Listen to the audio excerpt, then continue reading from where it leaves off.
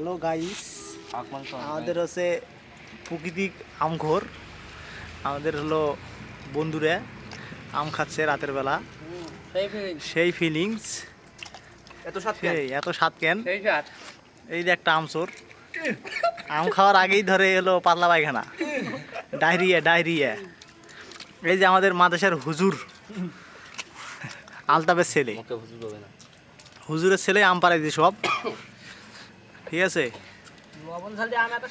হ্যাঁ, এই লবণ ঝালের আম খুব স্বাদ, চুরি করা আম সেই স্বাদ। এই তো খাও, তোমরা খাও না, আমি খাবো না, তোমরা খাও। একটু বরিশালও ডাক দিলে হয়,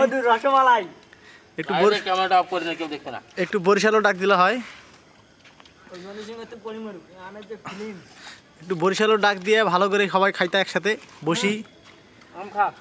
না, আম খাবো না আমি।